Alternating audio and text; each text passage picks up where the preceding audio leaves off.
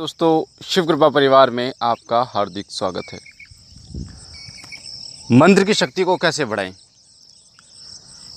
कई लोग कई मंत्रों का जाप करते हैं, शावर मंत्र भी, वैदिक मंत्र भी, बीज मंत्र भी। कोई 21 दिन जाप करता है, कोई 41 दिन जाप करता है, कोई सवा महीने जाप करता है। और जाप करने के बाद वो सोचते हैं कि मंत्र सिद्ध हो गया है, मंत्र जागृत हो गया है।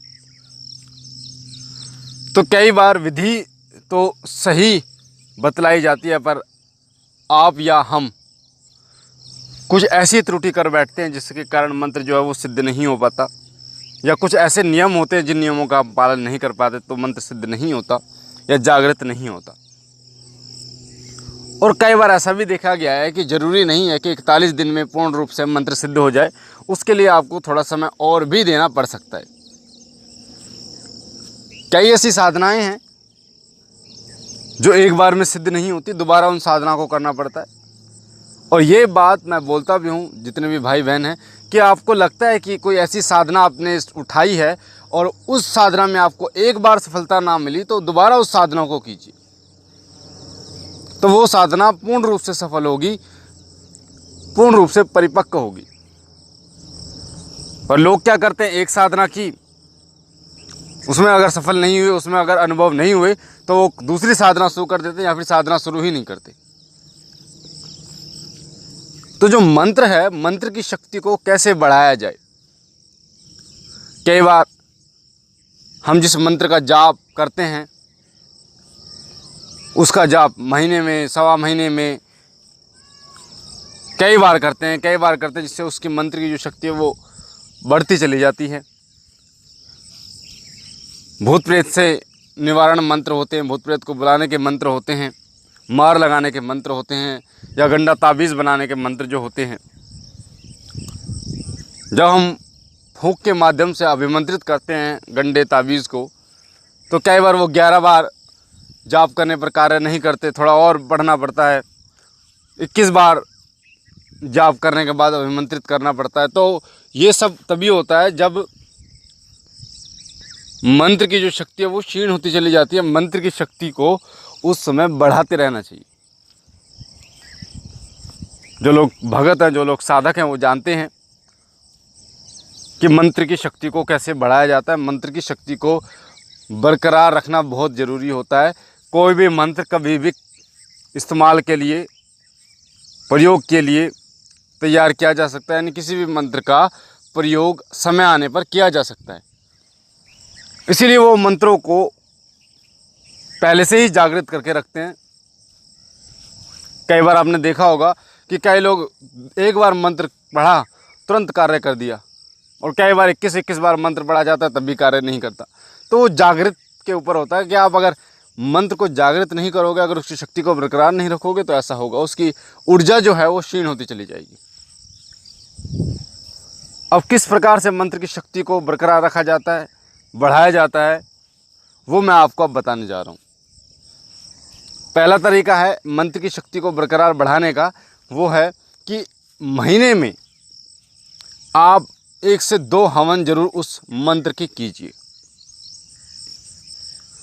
जो मंत्र आपने सिद्ध किया है उसके 1 या 2 हवन महीने में जरूर कीजिए। अब जो मंत्र है वो किस देवता का है वो आपको पता है, उस देवता की सामग्री वो आप देखिए कि उस देवता की सामग्री क्या होनी चाहिए। वैसे हवन में जो सामग्री प्रयोग की जाती है वो हवन सामग्री सफ़ेद या काले तिल, पंचमेवा, गुग्गल, लोबान, और जो धान होते हैं वो गेहूं के, जो होते हैं गेहूं के, वो घी, मिश्री, मिठाई, ये तमाम चीज़ें जो है वो हवन के लिए इस्तेमाल होते हैं। तो आप देखिए कि आपका जो मंत्र है वो जिस देवता का मंत्र है उस देवता के हवन के लिए क्या क्या सामग्री का प्रयोग किया जाता है। और अगर आपको लगता है कठिन कि आपको नहीं पता तो आप मुझे कमेंट कीजिए, मैं आपको आपके कमेंट में वो सामग्री लिख दूंगा उस देवता के लिए। तो महीने में 1 बार हवन जरूर कीजिए उस देवता का, ताकि वो मंत्र को जो है वो जागृत अवस्था में रहे। दूसरा तरीका है वो है ग्रहण काल। होली, दीपावली, ये जो पावन अवसर आते हैं साधक के लिए, किसी भगत के लिए, इस समय ज़्यादा से ज़्यादा मंत्र का जाप करें। इसमें आपको कोई हवन नहीं करना, मात्र जाप करना है उन मंत्रों का जो मंत्र पुराने हो गए हैं या जो मंत्र आपने पहले सिद्ध करके रखे हैं। 11 माला, 21 माला, तो वो जो मंत्र हैं उन मंत्रों में अद्भुत शक्ति जो है वो समाहित हो जाएगी। वैसे भी ये जो समय होता है, ये शक्तियों का समय होता है, शक्तियों के विचरण का समय होता है, तो उस समय वो जो मंत्र है वो अपनी चरम सीमा पे रहेगा। एक बात और, बहुत से बहन और भाई जो हैं वो कई मंत्रों के पीछे भागते हैं। अगर आपने एक मंत्र को सिद्ध कर लिया तो एक मंत्र ही आपकी कुंडलिनी शक्ति को जागृत कर देगा, एक मंत्र ही आपको उस देवता की समस्त सिद्धियां प्रदान करवा देगा। एक देवता को पकड़िए, एक मंत्र को पकड़िए शुरुआत में, और जितना जाप हो सके उतना जाप कीजिए, निरंतर जाप कीजिए। आपने पहले साधना उठाई, साधना में जाप किया, उसके बाद आप नॉर्मल उसका जाप कीजिए, तो वो मंत्र जो है वो परिपक्व होता चला जाएगा और वो जो देवता है उसकी शक्तियाँ जो है वो आपको प्राप्त होती चली जाएंगी। क्योंकि पहला जो एक मंत्र है, अगर एक मंत्र सिद्ध नहीं हुआ तो 1000 मंत्र कैसे सिद्ध करोगे आप। एक छोटी सी स्टोरी है, इसके ऊपर मैं आपको बता दूं कि एक बार क्या हुआ, एक पंडित जी थे, महात्मा थे, उन्होंने बोला कि तेरे खेत में, यानी एक किसान था, वो उसके पास आया और उस महात्मा ने बोला कि तेरे खेत में पानी निकलेगा, तू खोद और ज़रूर पानी निकलेगा। तो वो जो किसान था वो गया और उसने खोदना शुरू किया, और जब उसने खोदना शुरू किया तो उसने ऐसे खोदा, 2 फुट यहाँ खोद दिया, 2 फुट वहाँ खोद दिया, 4 फुट वहाँ खोद दिया, 6 फुट वहाँ खोद दिया, पूरे खेत में इस तरीके से खोद दिया। और जब उसे पानी नहीं मिला तो वो महात्मा के पास गया और महात्मा से उसने बोला कि आपने बोला था कि मेरे खेत में पानी निकलेगा, पर मेरे खेत में पानी नहीं निकला, आपकी वाणी जो असत्य है। तो महात्मा ने बोला कि ऐसा हो ही नहीं सकता कि जो मैं बोलूँ वो असत्य हो जाए। तो महात्मा जब खेत में गए तो उन्होंने देखा कि इस व्यक्ति ने तो जगह जगह 2-2, 3-3 फुट खोद रखा है, तो 2-2, 3-3 फुट में क्या पानी निकलेगा।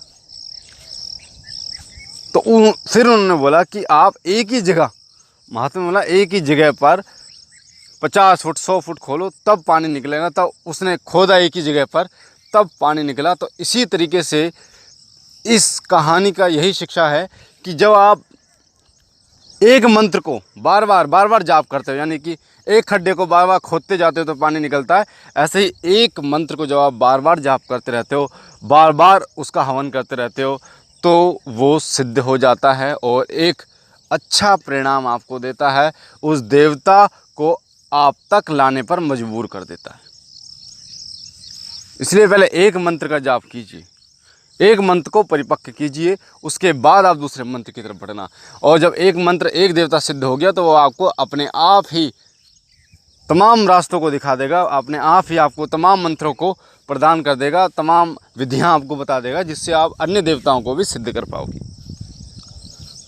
तो ये थी एक छोटी सी जानकारी जिसमें मैंने बताया कि मंत्र की शक्ति को कैसे बढ़ाया जाता है। मुझे आशा है ये जानकारी आपको पसंद आई होगी। अगर आप पहली बार हमारे चैनल शिव कृपा परिवार पे हैं तो आपके सीधे हाथ पे जो लाल कलर का बटन है सब्सक्राइब का, उसे दबा दीजिए, चैनल को सब्सक्राइब कीजिए, ताकि जो भी हम वीडियो डालें, जो भी हम जानकारी डालें भक्ति भक्ताई से रिलेटेड, मंत्र से रिलेटेड, वो आपको सबसे पहले मिले। साथ ही बेल आइकन को दबा दीजिए, घंटे के निशान को, ताकि आपको सबसे पहले नोटिफिकेशन मिले।